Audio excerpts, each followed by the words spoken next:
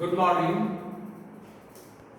आज हम लोग शुरू करेंगे मॉडर्न अलजेब्रा, जिसका शुरुआत हम लोग करेंगे बाइनरी ऑपरेशन से, लेक्चर नंबर 1।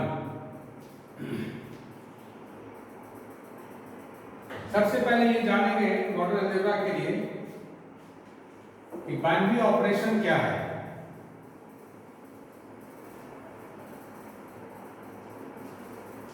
ठीक है,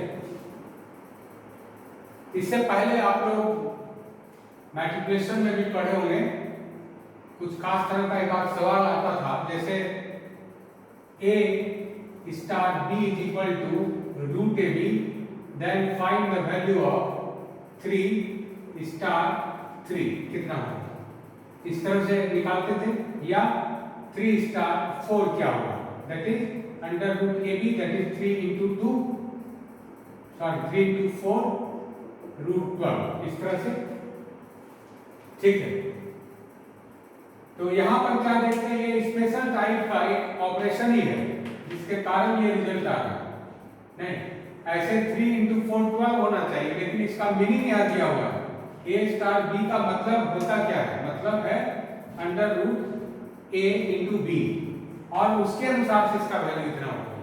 नहीं, तो ये काम कौन कर रहा है, ये ऑपरेशन कर रहा है।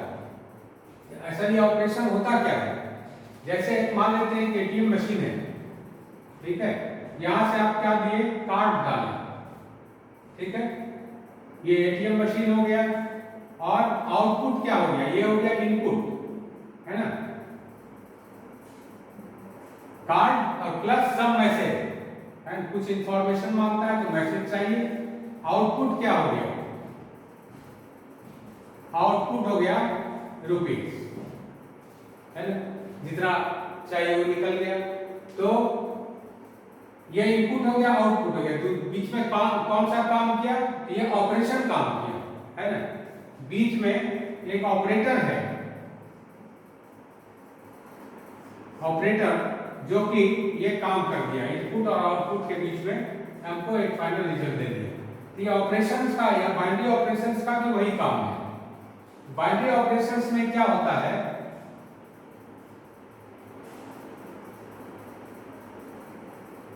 मान लेते हैं ये सेट है ना, S क्रॉस S, जहां पर कि S कोई एक नलिटी सेट है। तो आप जानते हैं कि S क्रॉस S क्या देगा, इट इज कार्टेशियन प्रोडक्ट। ये क्या है, Cartesian product of sets which gives an ordered pair AB or XY, suppose that where X and Y are elements of S, XY, and it belongs to S cross S and XY belongs to S, यही कहता है। और इस ordered pair में एक बात आप जानते हैं, the pair XY it is not equal to pair XY in general, and whenever XY is equal to YX, this must imply by X is equal to Y हो जाएगा। दोनों पेयर तभी बराबर होगा जबकि X और Y बराबर हो। तो ये आप सेट थ्योरी में जानते हैं इसको। तो बाइनरी ऑपरेशंस के लिए सेट को सबसे पहला चीज है नॉन नेगेटिव होना चाहिए, and then S cross S, which is the collection of all ordered pair of the elements of S, and suppose that there is an element XY belongs to S cross S, then binary operation, it is a type of mapping, it is a type of mapping star. Suppose that star is a mapping operated on S cross S, and its result says, result जो देगा X star to Y देगा। तो किस rule से देता है ये,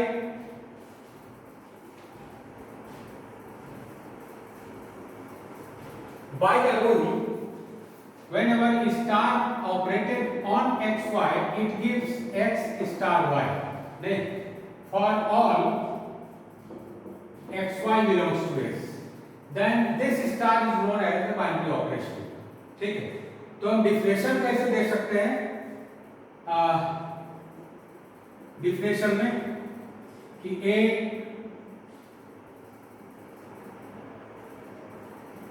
बाइनरी ऑपरेशन, ठीक है ना, ये बाइनरी ऑपरेशन, सपोज दैट स्टार, यहां कुछ भी लिख सकते हैं, on A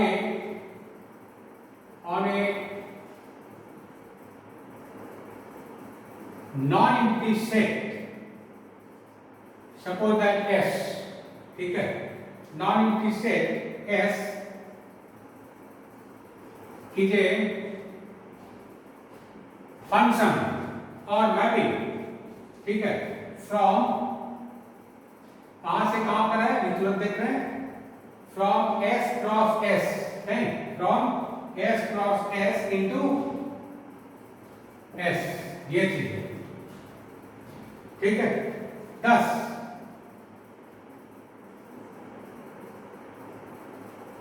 for every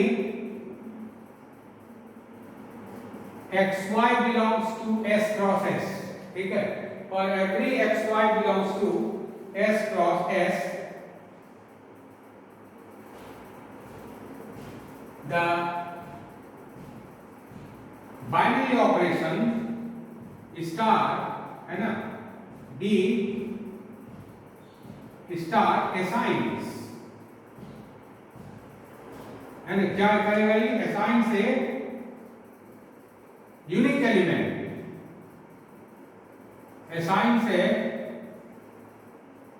unique element, कौन सा यूनिक एलिमेंट देता है, X star Y, unique element X star Y belongs to S, ये चीज देता है, ठीक है। अब देखिए नेक्स्ट में चलते हैं इसी में रिजल्ट में कि if star be A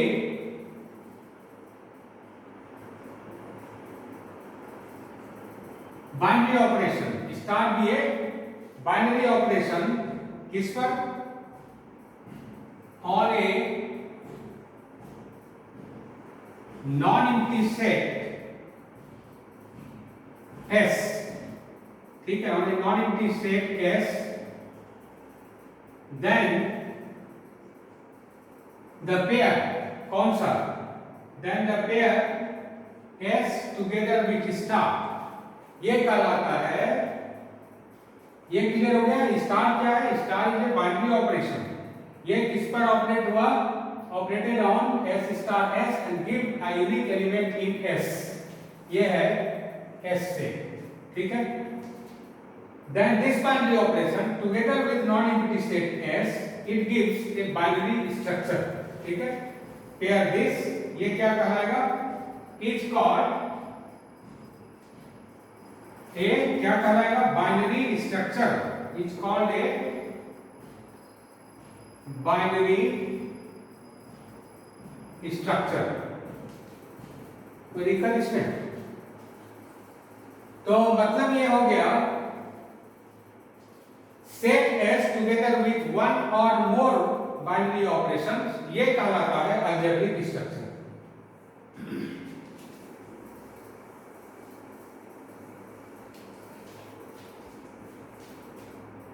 and the set S together with one or more binary operations, है ना, is called an algebraic structure, ठीक है, ये अलजेब्रिक स्ट्रक्चर कहलाता है, ठीक है। इसको पहले नोट कर लीजिए, उसके बाद देखते हैं। नेक्स्ट एक याद रखना है, रिमेंबर कि if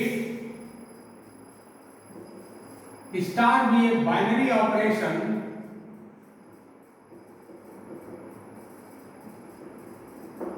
on the set S, then the set S is called underlying sets, है ना। Then the set S is called underlying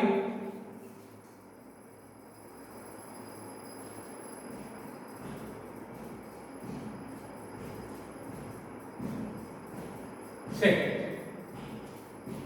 तो ये एक बड़ा इंपॉर्टेंट चीज है।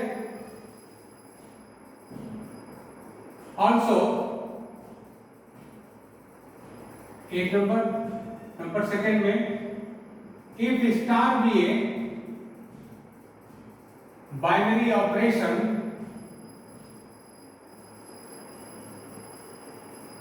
on the set S, then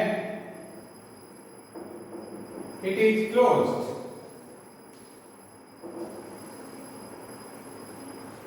Then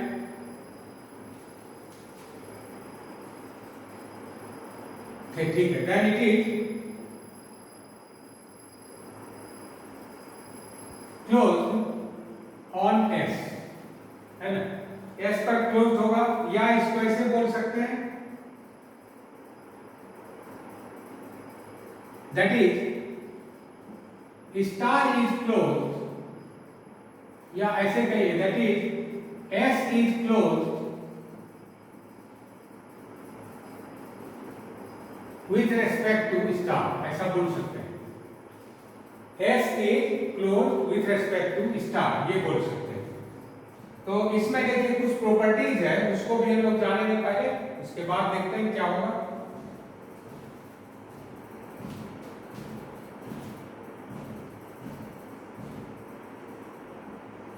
properties of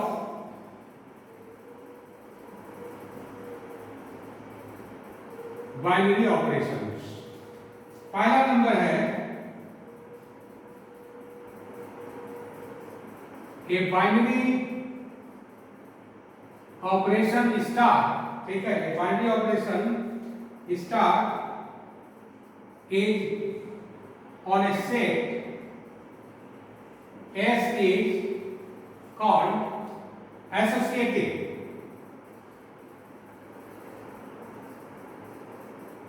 if देखिए कैसे होगा, x star y star z is equal to x star y star z for all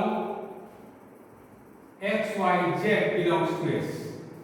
इस प्रॉपर्टी को अगर होल्ड करता है x star y star z is equal to x star y star z, then this is known as, this is called associative, है ना।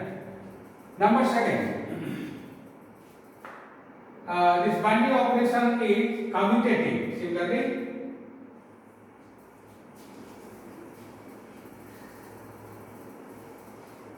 Number second में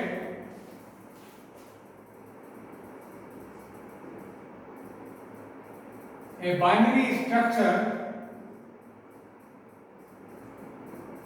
this, है ना, is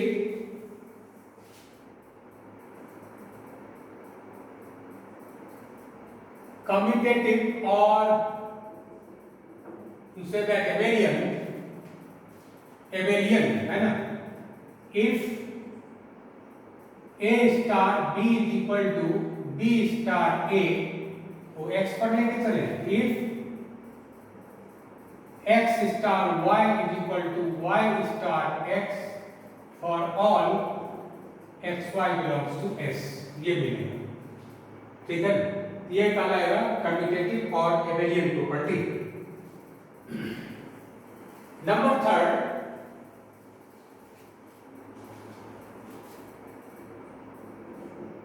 let a binary operation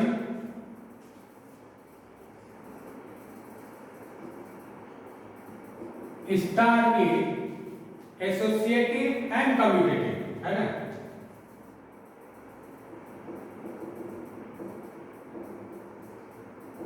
associative and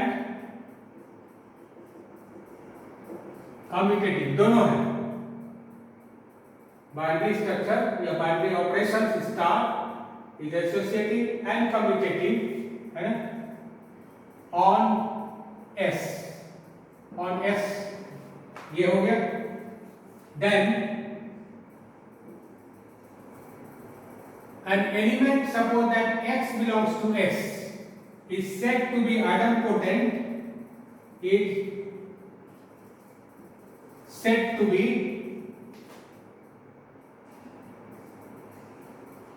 idempotent. Element x belongs to S is said to be idempotent if क्या होना चाहिए, x star x is equal to x for all x belongs to S, ये आना चाहिए। ठीक है, ये तीन प्रॉपर्टी पहले इसको नोट कर लेंगे, उसके बाद देखते हैं फिर आगे। इसको नोट कर लेंगे पहले। नेक्स्ट प्रॉपर्टी नंबर 4 में चलते हैं। चौथा, late S with respect to star be a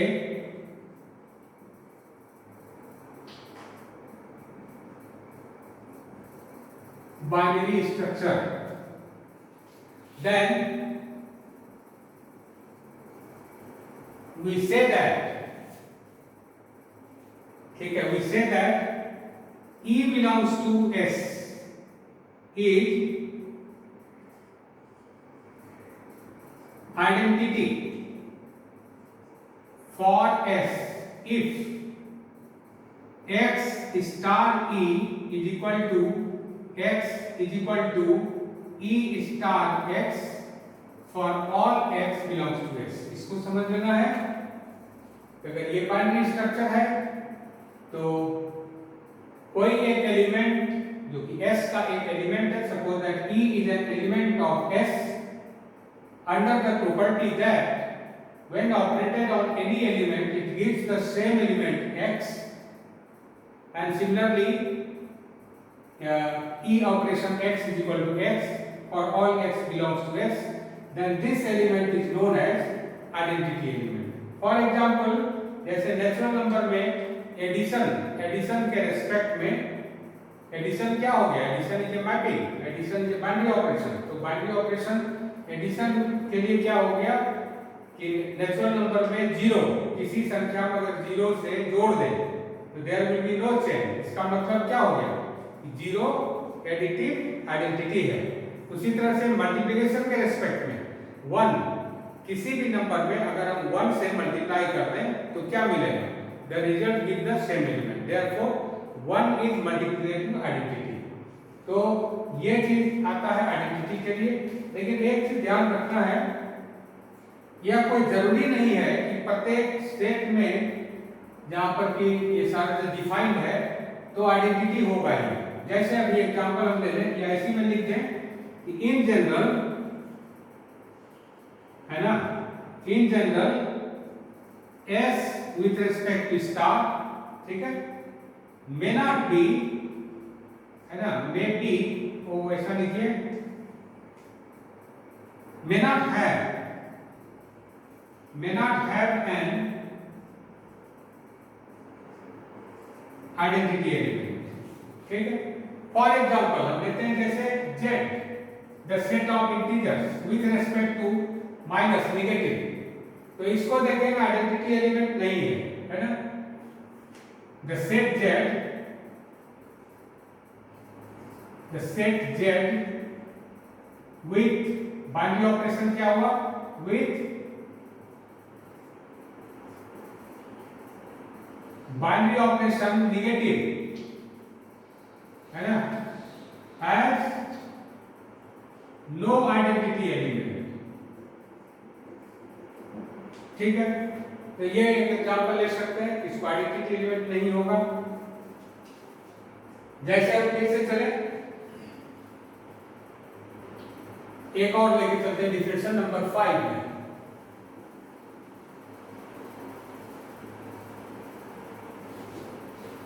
number 5,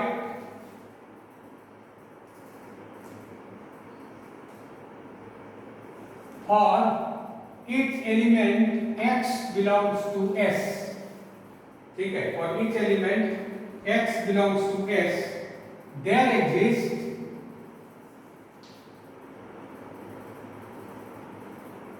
an element, suppose that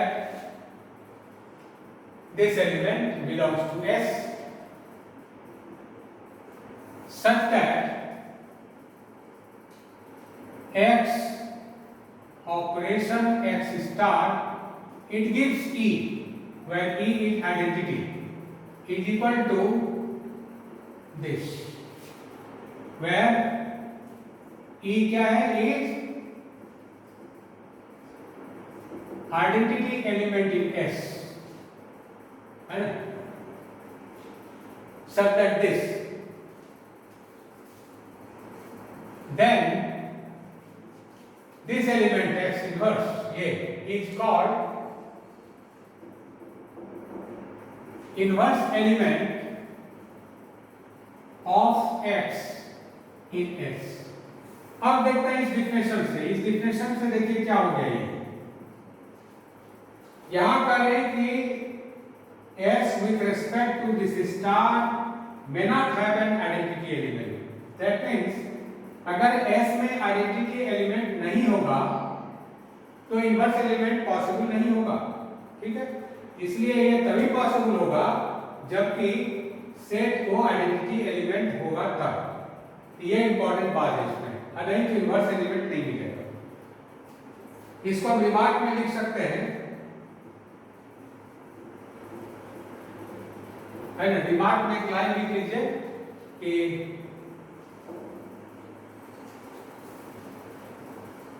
प्रत्येक एलिमेंट को कोई जरूरी नहीं है कि इनवर्स एलिमेंट होगा, है ना। इसको रिमार्क में लिख देते हैं, क्या लिखें, not every element,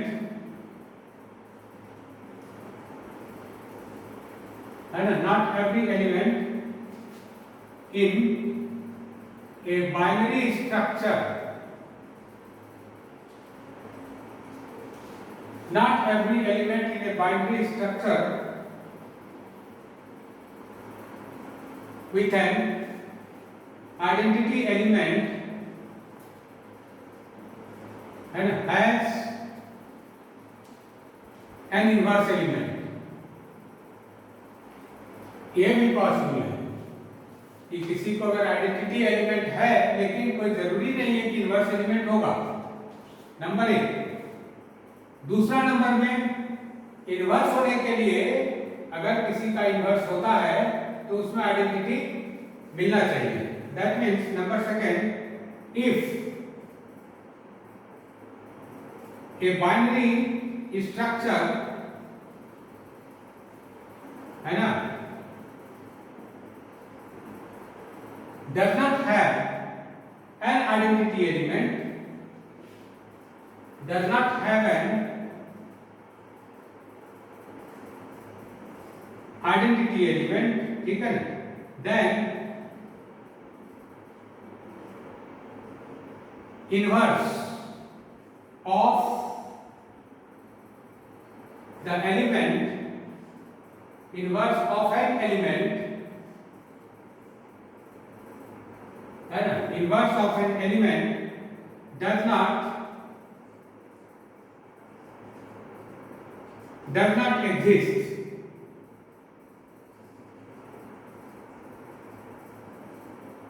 in the structure, उस स्ट्रक्चर में इनवर्स एलिमेंट उसको पॉसिबल नहीं होगा। तो दो पॉसिबिलिटी हो गया कि अगर किसी बाइनरी स्ट्रक्चर में आइडेंटिटी एलिमेंट है तो कोई जरूरी नहीं है उसको इनवर्स एलिमेंट होगा। दूसरा पॉइंट, किसी बाइनरी स्ट्रक्चर में यदि आइडेंटिटी एलिमेंट नहीं है तो उसमें किसी भी एलिमेंट का इनवर्स एलिमेंट एग्जिस्ट नहीं करेगा। ये दो पॉइंट दोनों बहुत इंपॉर्टेंट है। नेक्स्ट डिफिनेशन लेकर चलते हैं नंबर 6 में।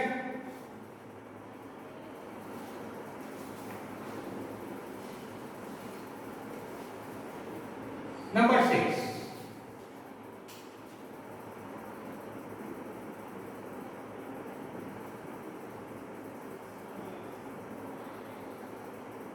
the binary operation star satisfy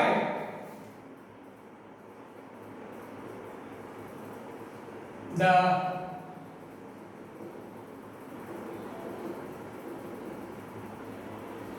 left cancellation law, ठीक है। इन एस इफ क्या होना चाहिए,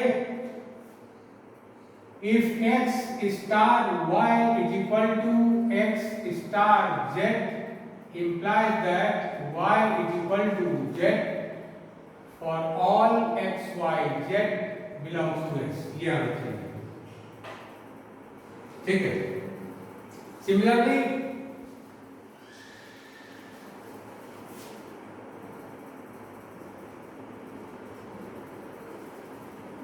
the binary operation star satisfy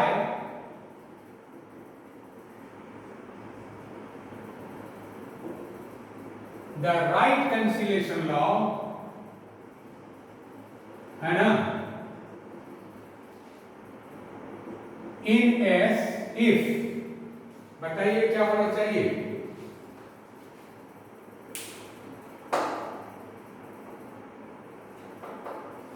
if यही चीज हो गया,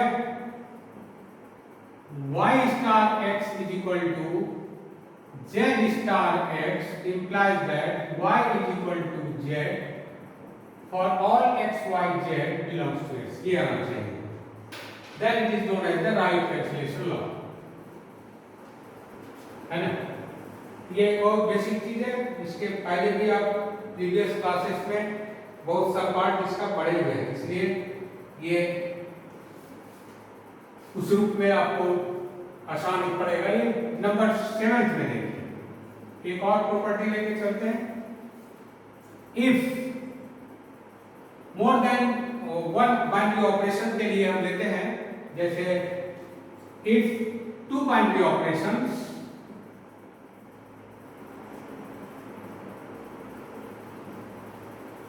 one is supposed that this O and another is supposed that is star and we define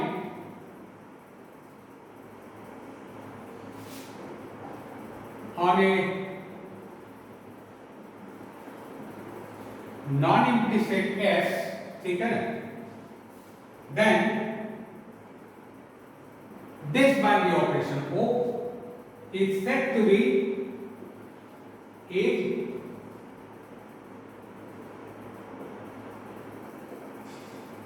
left distributed, है ना, over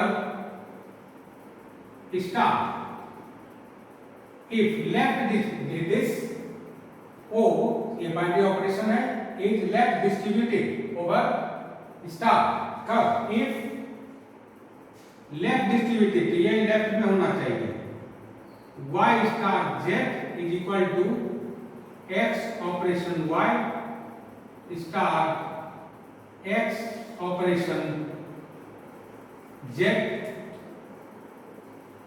for all x y z belongs to S, ये मिलना चाहिए।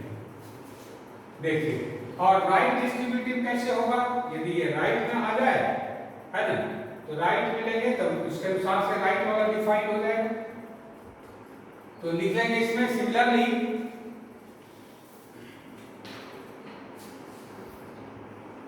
क्या है, ठीक है, राइट के लिए देखिए, फिर इसी तरह से उतना मत लिखिए, इसी तरह से लिख लेंगे। सिमिलरली ये क्या हो जाएगा,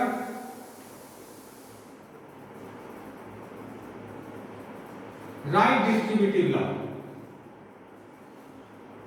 इसके लिए क्या होगा, y स्टार z, ठीक है, operation x is equal to y operation x star z operation x for all x y z belongs to S। अगर ऐसा आ जाए तब कहेंगे इसको this is right distributive over star, ठीक है। अब देखिए कुछ नोटेशंस हम लोग यहां पर यूज करेंगे, जैसे n के लिए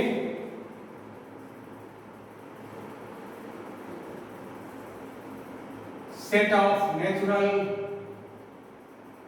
numbers. Z यूज करेंगे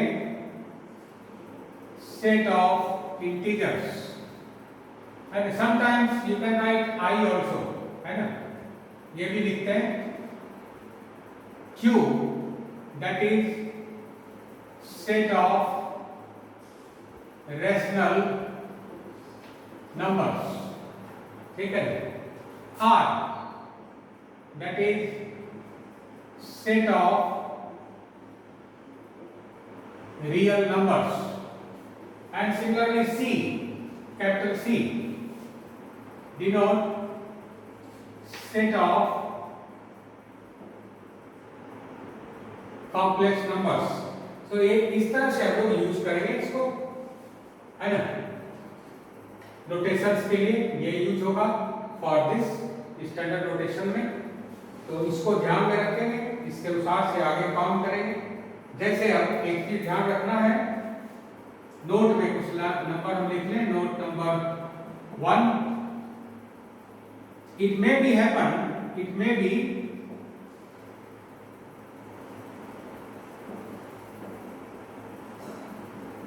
it may be happen that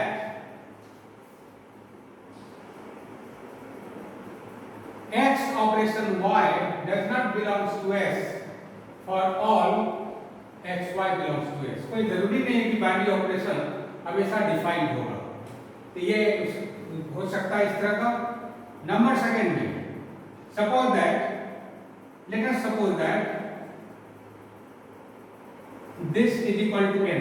It denotes the number of elements in S. That is, you can write, या ऐसा लिख लें, ठीक है. This mean number of elements in S is equal to n. ठीक है. उसी तरह से अब देखिए number of elements in S cross S कितना हो जाएगा? n into n, that is n square, ठीक है. and therefore there are n to the power n square, n to the power n square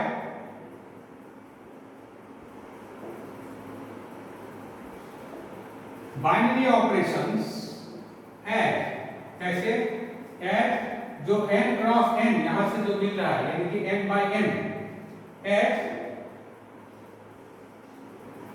the n Guna n, ये हो गया n cross n, है ना. केवल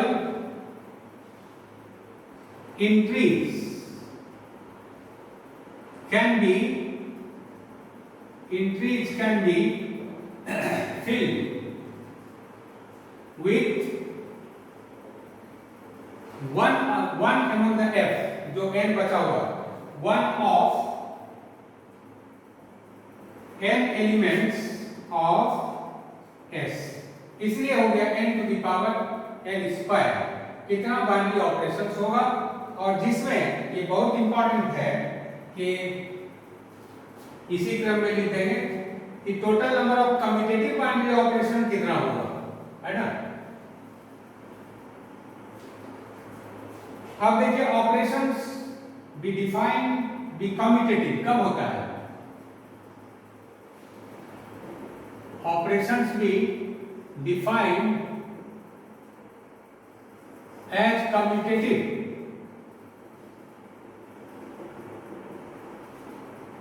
if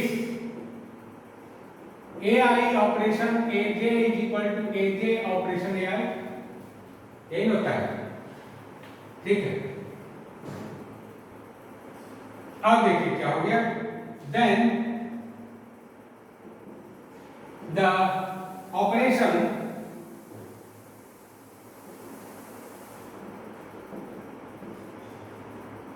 be defined on S, and S पर जो डिफाइंड है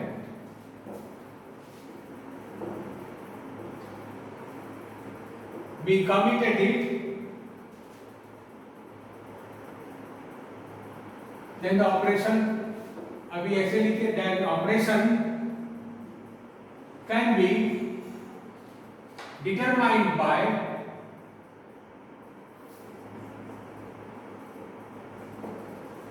n into n minus 1 by 2, तो total number of commutative binary operation कितना हो गया? And therefore total number of commutative binary operations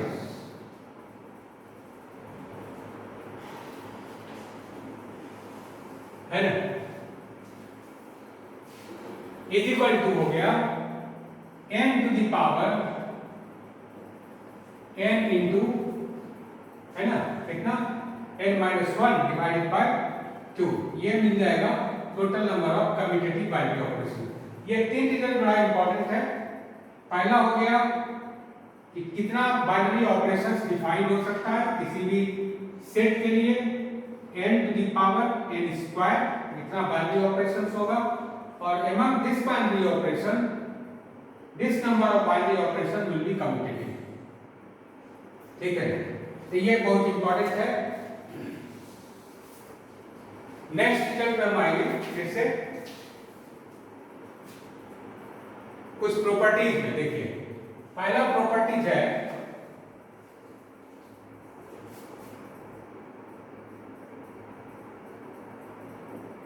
properties के लिए, a binary structure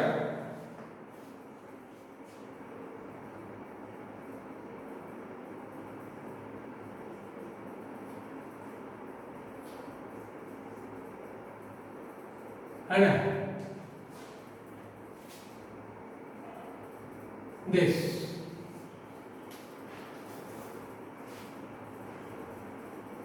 has at most one identity element।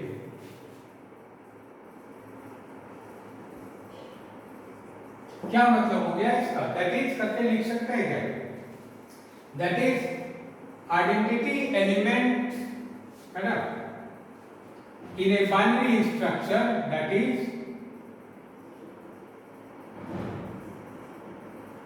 Identity element in a binary structure is unique। कैसे proof करेंगे इसमें?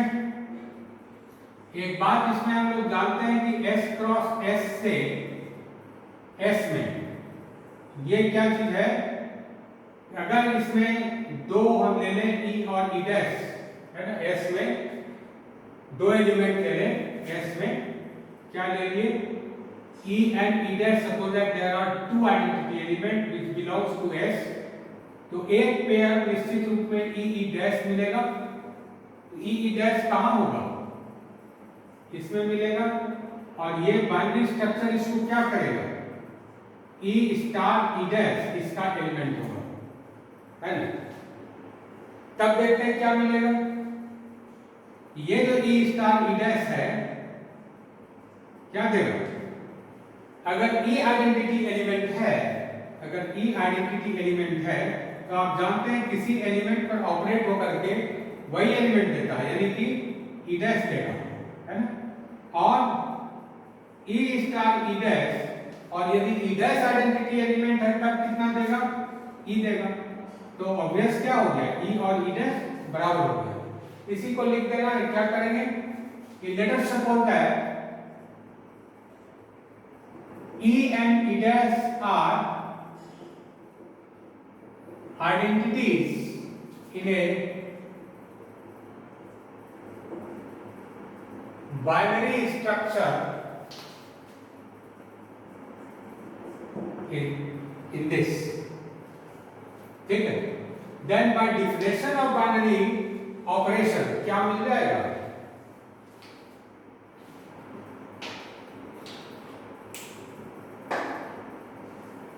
therefore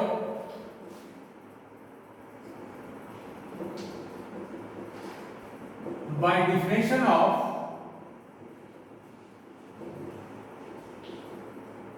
binary structure, E star E dash this belongs to S. अभी तुरंत किए थे. Now if E be the identity element in S, then obviously E star E dash, it gives E dash, and if E dash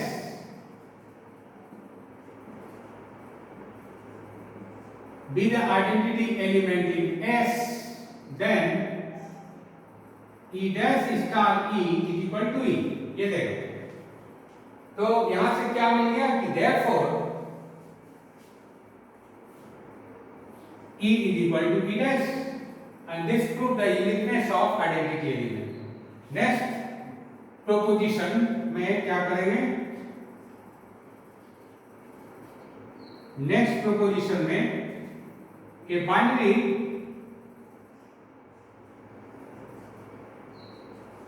structure, suppose that S with star, ठीक है,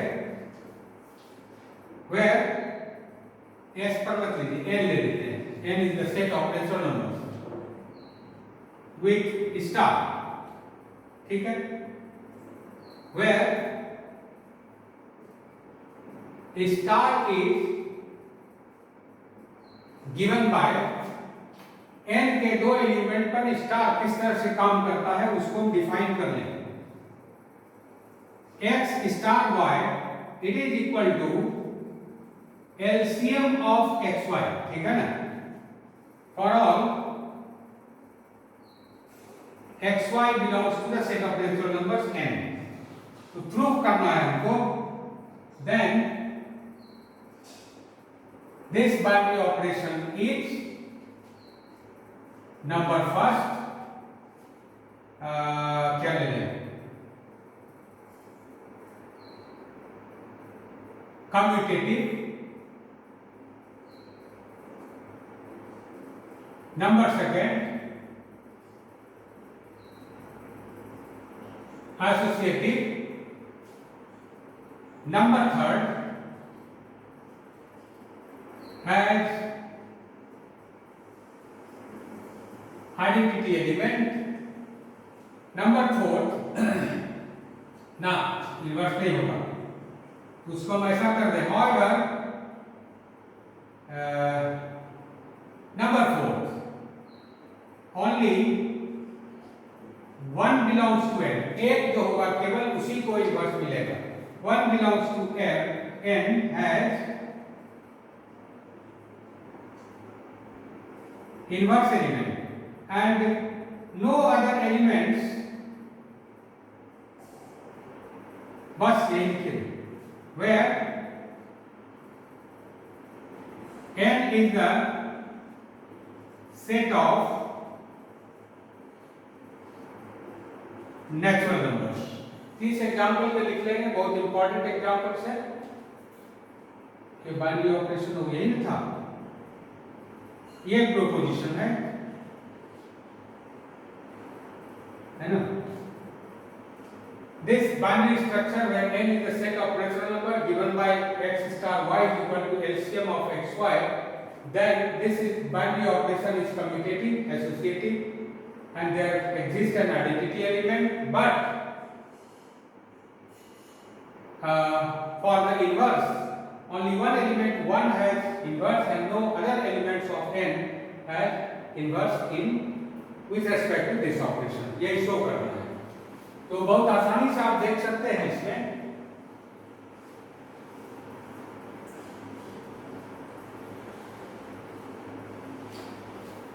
पहला तो बहुत आसानी से ये प्रूफ हो सकता है ना. स्ट्रक्चर को पहले उसी तरह से डिफाइन कर लेंगे. As you know that LCM of xy is equal to LCM of yx, right? इसका मीनिंग क्या हो गया? That is x star y is equal to y star x, and this implies that या यही हो गया किसके लिए?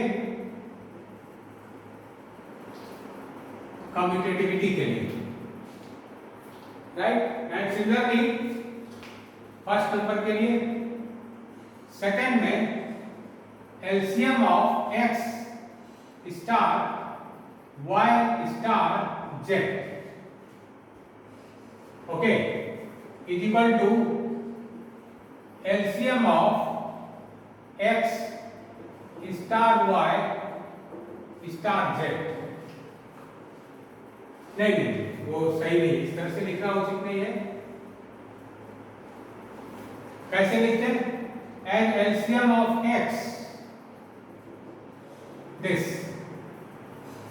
या एक्स वाई जेड बोलिए, is equal to LCM of x, इसको भी लिख सकते हो y जेड के लिए y star z is equal to LCM of similarly x star yz, right? And which gives,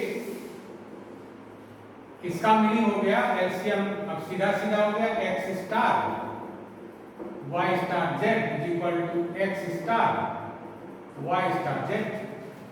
ये एसोसिएटिव के लिए मिल जाएगा, और आइडेंटिटी के लिए उसी तरह से आप निकाल सकते हैं। Let us suppose that LCM of x and y is equal to 1. ये कब पॉसिबल है? Then it is possible, है ना? कब हो जाएगा? Then LCM of x into 1 is equal to 1 is equal to LCM of 1 into x। ठीक है, इसका क्या मतलब हो गया? O is equal to x देगा, and therefore 1 is identity element in n with respect to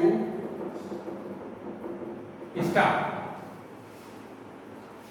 अब देखिए चौथा नंबर के लिए, नंबर 4 में, कि यदि एलसीएम x का इनवर्स y हो गया तो x स्टार y का एलसीएम आइडेंटिटी होना चाहिए। तो ये कब पॉसिबल है? And it is possible only if x is equal to 1 and y is equal to 1। That means x and y दोनों 1 ही होना चाहिए। That means inverse of 1 is only 1, that is self inverse इसको मिलेगा। ठीक है, और बस ये चीज आ जाएगा। तो ये बड़ा अच्छा एग्जांपल है इसका। और एक और प्रोपोजिशन है, इनवर्स किसी भी बाइनरी स्ट्रक्चर में यदि इनवर्स एग्जिस्ट करता है तो वो यूनिक होगा, है ना? तो ये इनवर्स के लिए हम लोग उसके लिए भी कर लें। इफ ये प्रोपोजिशन नंबर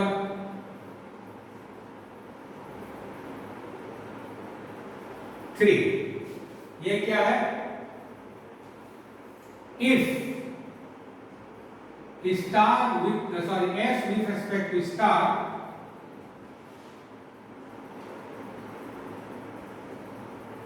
बी एसोसिएटिव होना जरूरी है, तभी इनवर्स यूनिक होगा। देन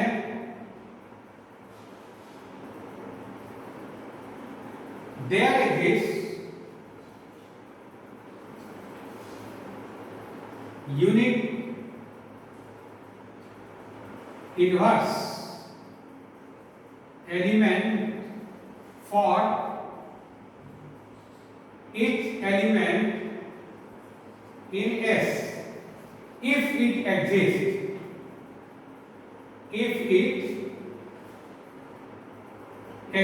बहुत इंपॉर्टेंट है। ये प्रूफ कर लेने का ये मतलब हो गया, आगे जितने भी हम स्ट्रक्चर पढ़ेंगे, ऑब्जेक्टिव स्ट्रक्चर पढ़ेंगे, उसमें इसी तरह से आइडेंटिटी का यूनिकनेस और इनवर्स के यूनिकनेस को हम लोग देखेंगे। इसलिए ये पार्ट यहाँ के लिए बहुत इंपॉर्टेंट है। तो ये भी बहुत आसानी से बनेगा। क्या करेंगे?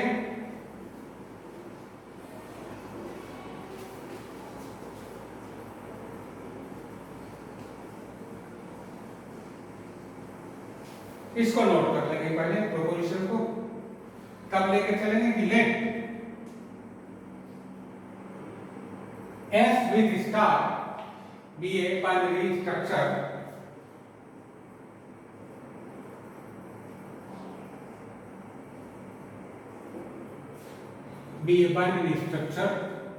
ठीक है, and let x be an arbitrary element in an x, ठीक है, y and z are inverses of x in S, दो इन्वर्स मान लेते हैं इसका, ठीक है। Therefore x इन्वर्स y बराबर कितना दे देगा? Obviously identity element E, that is this, and similarly z भी उसका इन्वर्स है, therefore x star z is equal to E is equal to z star x। Clear हुआ? इन्वर्स क्या करता है? किसी एलिमेंट पर ऑपरेट होकर के आइडेंटिटी एलिमेंट देता है। जैसे एडिशन के रिस्पेक्ट में क्या मिल जाएगा? एडिशन के रिस्पेक्ट में एक मिनट,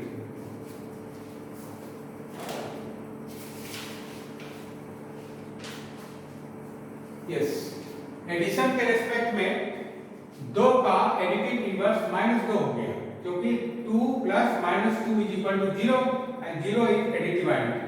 उसी तरह मल्टीप्लिकेशन के लिए 2 का इन्वर्स 1/2, क्योंकि 2 * 1/2 इज इक्वल टू 1 देगा, 1 मल्टीप्लिकेटिव आइडेंटिटी है। इसका क्या मतलब हो गया? अगर y इन्वर्स है x का, तो x inverse x star y is equal to e देगा। उसी तरह से y स्टार x, उसी तरह z के लिए, क्योंकि z इन्वर्स है x का, so x star z is equal to e देगा, ठीक है। और e क्या है? एंड e बीइंग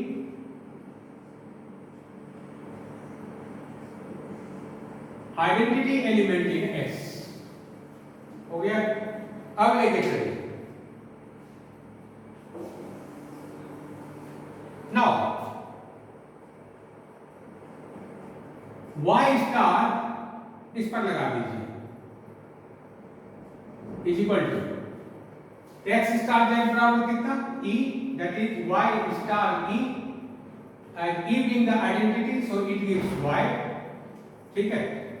एंड उसी तरह से y star x star z, तो y स्टार x बराबर देखिए कहां है, ये कितना है? e, that means e star z and it gives z। और इस प्रोपोजिशन में क्या लिए हैं कि एसोसिएटिविटी मस्ट होल्ड, तो यहां सब देखते हैं कि since by associativity property this must be equal to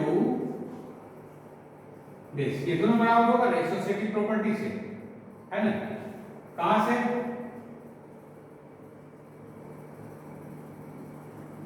associativity से, ठीक है। तो ये बराबर कितना? y, और ये कितना है? z, तो y बराबर z हो गया। इसका क्या मतलब हो गया? which proves, या कहेंगे it proves the uniqueness of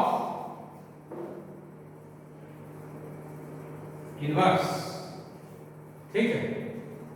this is all about